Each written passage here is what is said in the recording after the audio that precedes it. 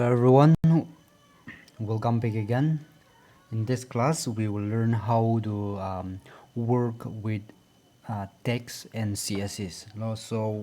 Out here in this particular class, we will learn how everything about working along with text, like changing of a font text color or making it to uppercase, lower cases, or a text spacing, line height, or like adding a shadow to our text. All right, so let's get started.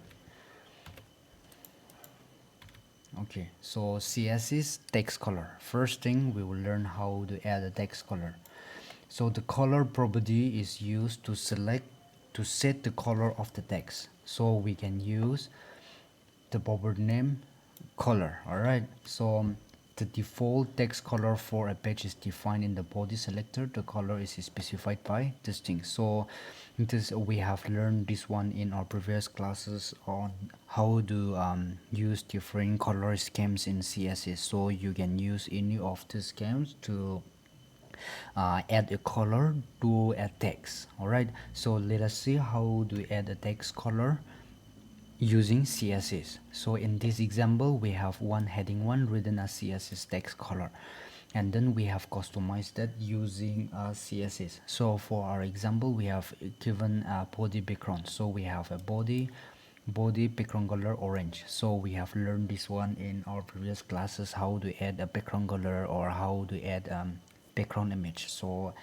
in this example, you can add or you can avoid that one. So we have a background color, and then suppose like if you want to add a color to this heading 1, we have to select that element as a selector, heading 1. After that, we have given color green. So this is the property, and then this is the value. So you can give any value as you wish. So this is how we can change a background color, I mean the font color or a text color using CSS. We have to use this property color. After that, give the value. All right, after that, the next one we have is CSS Text Alignment. So the text alignment property is used to set the horizontal alignment of text. A text can be left or a right aligned, center, or justified. So it is similar to what we have learned in alignment in CSS. So it have a left align, right align, centered, or a justified. So by default, in any of our pages, it is from left to right. Text align is from left to right by default. All right, so let's look into an example on how to set this text alignment. So out here, in this example, we have 3 headings: heading 1, 2, and then 3. And then if you want all of this to have a different alignment, say like it can be a paragraph, or all of this can be heading 1 also. So if all of these are heading 1, and then if you want to have a different alignment, you can use a division, or you can use an ID or a class. All right, but for this example, we have used different headings, so you do not have to use a class or an ID or any division. All right, so heading 1, for example, if you want to align it to center, heading 1, selector, after that text align center. So this is the property name, and then this is the value. All right, so like inside heading 1, you can have text align center as well as color green and so on. Right, so you can use all of this combination wherever it is necessary. All right, but out here we have broken up all of this uh, small that whole bar into small parts. So all of this you can combine it and then use it all together in a single element also. All right, wherever it is applicable. So heading 1, I want to align it center, so text align is center. Heading 1, heading 2, text align left, heading 3, text align right. So that's how we can set an alignment for a text. All right, after that, the next we have is a text decoration.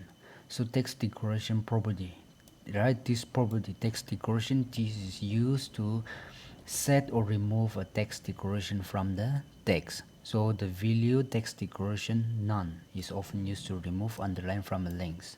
So basically, suppose like if you have a hyperlink, and then normally whenever we use a hyperlink, we used to get a small underline in that hyperlink. So if you want to remove that underline from a hyperlink, we can use a text decoration. So let's look into an example. Out here I have one hyperlink here. So this is the visible part inside our web browser. So this is how the output will look like. So normally in any hyperlink, out here we used to have a underline out here, but out here we do not have, on this output we do not have an underline, because out here A stands for this one, anger, right? After that, text decoration none, we have given none, so that our underline, it will be disappeared. All right, after that, color equa, that means the color of this text will be an equa in color. So if you define it like this, all any number of hyperlinks inside your HTML will have a color equa, and then it will not have that underline. So like, if you want to have a underline for some hyperlinks, or if you want to have a different color for all of your hyperlinks, you have to keep all of these hyperlinks in a different division with an ID or a class. All right, so that is how this text decoration it works. All right, text decoration, after that, whatever value you want to give, you can give text decoration none, or you can change the color, or so on. After that, the next we have is here inside this decoration. If you want to make it underline, bold, italic, or strike through, or line through, you can apply this one also. So out here we have three headings. So heading 1, we have overline, right? So if you want to have an overline above the text, if you want to appear underline like this, text decoration overline. Or else, like if you want to have a line through, text decoration line through, text decoration underline, text decoration bold, text decoration italic, so on so on. So for a particular headings, or for a particular paragraph, if you want to have both underline and then a bold, you can apply like text decoration underline, after that text decoration bold, semicolon, and so on. All right, so you can combine all of these things for a single paragraph or a heading. So wherever it is applicable, you can combine all of these things. Like only for heading 1, if you want to have a line through, strike through, underline, bold, or if you want to change the color, you can define it inside that same elements. All right, like heading 3, text decoration is none. After that, before closing this one, right after this semicolon, you can add like text decoration italic, text decoration bold, after that color red. After that, you can close that one, so that particular heading will have all of that properties. So you have to identify, and then you have to combine it wherever you need to. Okay, so next we have is the text transformation. So this text transformation property, this is used to specify upper and then a lower letters in a text. It can be used to turn everything into uppercase or lower cases, or capitalize the first letter of each word. So text transformation, these are basically used to make all of your text capital, or lower cases or small letters, or else like the beginning of each word should be in capital, or so on. So let's look into an example. In this example, we have a 3 paragraph, and then out here, since I want, in this example, I want all of this paragraph to have a different text transformation, I have given inside a class name, right?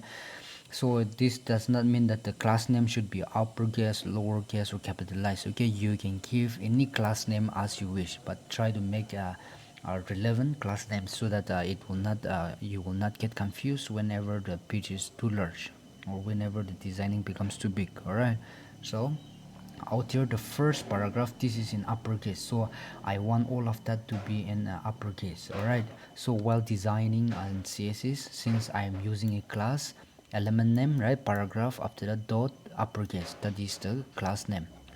After that, text transformation uppercase. So if you use that one, all of the text which is written inside this class will appear in uppercases. After the second one, pay the lowercase, text transformation is lowercase. If we apply like that, all of this will be in lower cases. After that, The third one, p class capitalized, so p dot class name, the property after the value, so all of this will be in capitalized. The first letter of each word will be in capitalized. So this is how the text transformation works. So text transformation, they are used to make all of the text, whether it can be a heading, it can be a paragraph, to appear it in upper cases or lower cases or capitalized, where all the letters of the first of each word will be in capital letters. Okay, and then next we have is the text spacing. So under text spacing we have a text indentation. So text indent property, the property text indent are used to specify the indentation of the first line of text. That means, let's look into an example. This text indentation is used how far it will move away from the beginning of a paragraph to start your first line of your paragraph. All right, so if you want to use a text indentation, out here we have a small paragraph. After that we have given text indentation is 200, text transformation is capitalized. That means each letter of a word will be in capital letters, the beginning of the word. After that, text indent is 200 pixel. That means it will start after leaving a 200 pixel blank. After it will start from here. So that is the working of a text indent. All right, after that, next one we have as letter spacing. So letter spacing property is used to specify the space between the characters in a text. That means to give a space between each letters, letter spacing is used. All right, so out here in this example we have two headings, letter spacing for each one. So if we go up, heading 1, letter spacing 3 pixel. That means all of these letters will have a 3 pixel of spaces between each letters. All right, and then in our second example, heading 2, letter spacing is minus 3 pixel. That means it will be closer apart like this. So it depends on your requirements how many spacing you want to give for any particular paragraphs or headings. All right, so that's how letter spacing can be used. The next one is we have is line spacing, no, line height. So this line height property is used to specify the space between lines. So that means, say like we have out here 1, 2 and 3 and 4 paragraphs, so this is the output, how it will look like inside our browsers. This line height, they are used to specify how much or how big these spaces should be. All right, so for first paragraph we did not give any class name or anything and so on. So if you want all of this paragraph to have the same line height, you do not have to give any class name or an id name. But since in this example I want to demonstrate using only paragraphs, and then some of this paragraph to have a different line height, I've used class in some paragraphs. So this is a normal paragraph. After that we have written a small paragraph out here.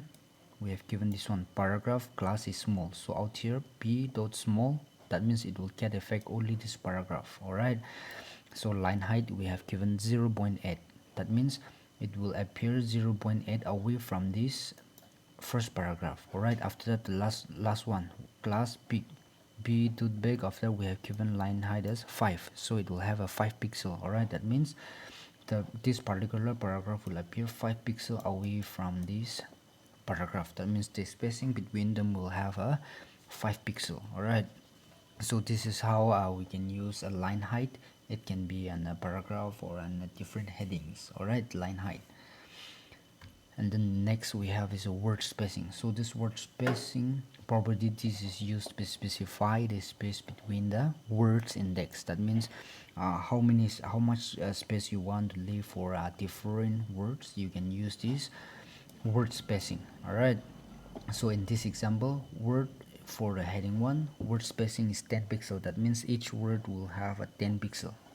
We have given -5, so all of this it will be more closer. But if you use a negative value, so word spacing, they are used this to give space between different words. All right, After that, the last one we have is a text shadow. So basically this text shadow, they are used to give a text shadow effect to a text. This is how the output will look like, right? So if you want to give text shadow, say for example we have a heading 1, so out here we have selected heading 1 as our selector. After that, this is the element we want to um, change or add a text shadow. So color is green, that means it will have a font color of green. After that, if you want to add a shadow, text shadow, after that